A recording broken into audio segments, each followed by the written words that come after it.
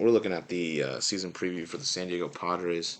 It's a team that was looking up to be a World Series favorite, a contender, especially when they signed Machado. They were thinking, when are they going to get to World Series? When are they going to win it? And everyone's focus was attended on that. They didn't realize that baseball, 162 games, takes a toll, and certain things happen.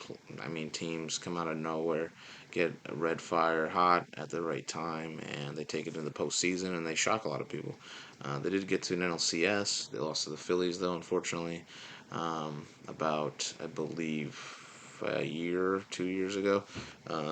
But I mean, this is a team that could be great. They have the talent. They've lost some talent along the way, and losing guys like a Juan Soto, a Josh Hader, it's not easy to just recoup and keep revamping. So we'll see. I mean, we'll look at this preview. We'll see what they got. I do believe they got talent. I do believe they can be in a playoff contention kind of mode for this team, especially with their win now mentality.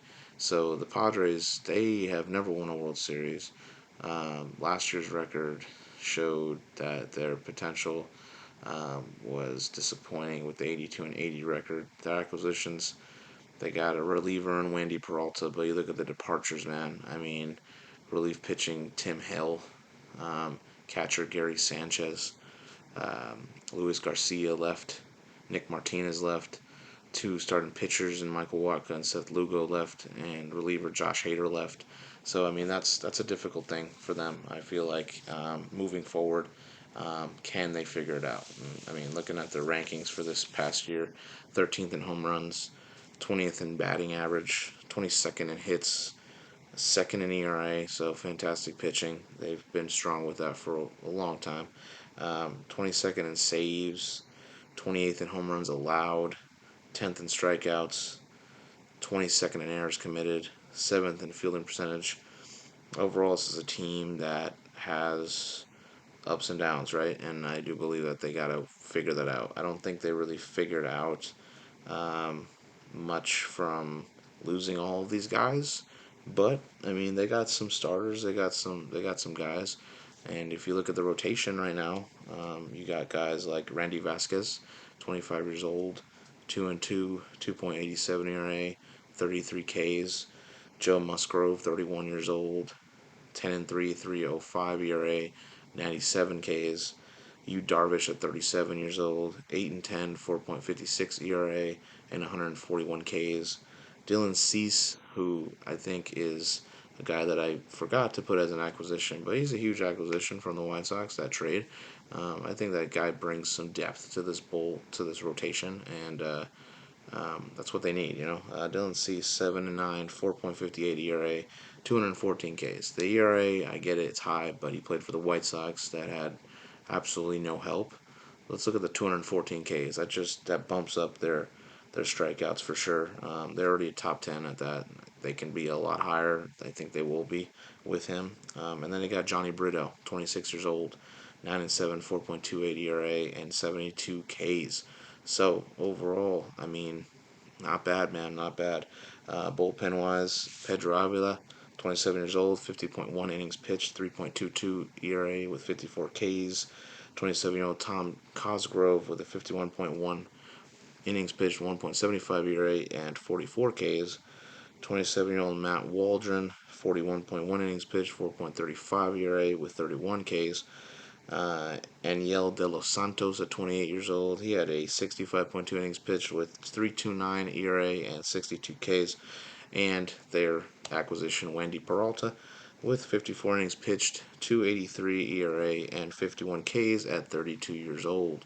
So overall, bullpen-wise, it is a mixture of some young guys. Some guys that have been there already, that have played their experience in the league.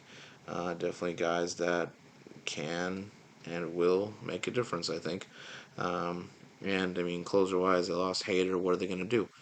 This is the best bet, I think. I think they put Michael King in there. He's 34 years old. He's been in the league for a while. He's been a veteran. And, I mean, the way he pitched last year, 104.2 innings pitched, 127 Ks, and a 2.75 ERA.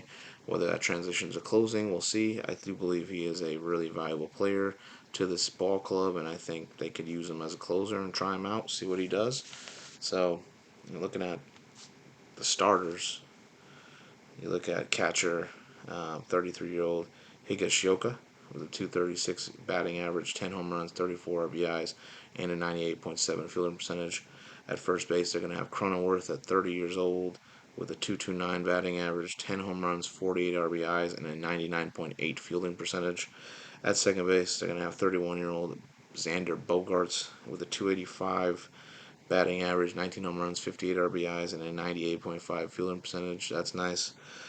Fielding wise, could be better, but he is aging. He's an aging guy, but not a bad pickup when they got him. Um, Shortstop Kim, he's coming into his own, man, at 28. 260 batting average, 17 home runs, 60 RBIs, and a 96.6 fielding percentage.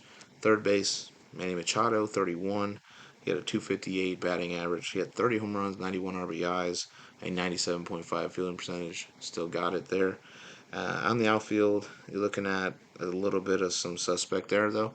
They got 31-year-old Jerks and Profar, who's 242 average, 9 home runs, 46 RBIs, and a 98.7 fielding percentage. Could be pretty decent, but that is huge when you lose a Juan Soto, right? Center field, 27-year-old Azúcar, 231 average, 2 home runs, 9 RBIs. When he played at center, he had a 100% fielding percentage. He only played 50 total games, though. So, yeah, there's a lot for that. And right field, Fernando Tatis Jr. with a 257 batting average, 25 home runs, 78 RBIs, and a 98 fielding percentage for him at 25. At DH, it's very uncertain. I was very uncertain to put him in the diamond as well because I really don't know who their DH is going to be. They don't have guys that have tremendous power. I mean, there's some guys that they can switch on and off, but who's going to be that guy at DH? And the only person I could really think of is Camposano at 25 years old. He had a 319 batting average. He had 7 home runs and 30 RBIs. 319 batting average is not bad. DH don't have to always hit for power. They can hit for contact as long as you're hitting right. And I think maybe that could benefit them. Overall, it's a lineup that's okay. I mean, there's some great positivity to them, but there's also some questions, and there's also some lineup changes that could be made. It's just not all over the place, but it's not established, and it's not like an immediate threat. There are players that are threats on this team, but it's not an immediate threat. So San Diego, they got to figure out what they're going to do, and I do believe they can be in playoff contention. It's just a matter of if they stay healthy and what happens throughout this season.